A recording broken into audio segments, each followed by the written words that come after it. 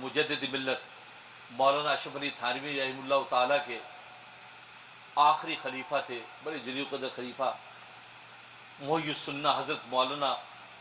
شاہ ابرار الحق صاحب ہردوئی، انڈیا کے تھے، ہردوئی کے تھے۔ ان کا قصہ لکھا ہے کہ ایک مرتبہ وہ مکے سے مدینہ کار میں سفر کر رہے تھے، اے سی چلا ہوا ہے، ظاہر وہاں تو اے سی کے بعد گزارا نہیں، اے سی چلا ہوا ہے لیکن گاڑی ٹھنڈی نہیں ہے۔ اب گاڑی چل رہی ہے، گاڑی ٹھنڈی نہیں، اے سی چل رہا ہے۔ تو کافی سفر طے کر لیا تو بار بار ڈرائیور کو پوچھے بھائی یہ اے سی جو ہے نا وہ چل رہا ہے، گاڑی ٹھنڈی کیوں نہیں ہے؟ اس نے ادھر ادھر دیکھا، اس نے کہا پیچھے والی ایک کھڑکی جو تھوڑی سی کھڑکی اوپر سے کھلی ہوئی ہے، یہ فلاں طرف کی، اس کو بند کریں۔ تو وہ بند کی گئی تو 5 منٹ گاڑی ٹھنڈی ہو گئی۔ اس پر مولانا شاہ ابرار ہردوئی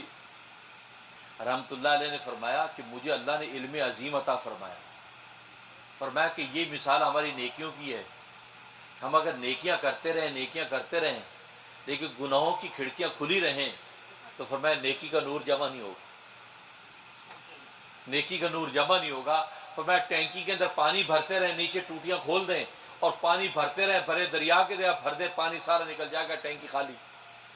بالکل اسی طریقے سے ہم اگر نیکیاں کرتے رہیں، نماز پڑھ رہے ہیں، روزے رکھ رہے ہیں، زکاتیں دے رہے ہیں، حج بیت اللہ کر رہے ہیں، لیکن ہماری حالت یہ ہے ہماری آنکھ کی ٹوٹی کھلی ہوئی ہے، کان کی ٹوٹی کھلی ہوئی ہے، ناک کی ٹوٹی کھلی ہوئی ہے، زبان کی ٹوٹی کھلی ہوئی ہے، ہاتھ پیر کی ٹوٹیاں کھلی ہوئی ہیں، اور یہ سب کے سب گناہوں کے اندر مصروف ہیں، تو جتنے انوارات عبادت کے اندر آئیں گے ساری کی ساری ٹوٹیوں کے سے خارج ہو رہے ہیں اور ہمارا اندر کے اندر خالی کا خالی۔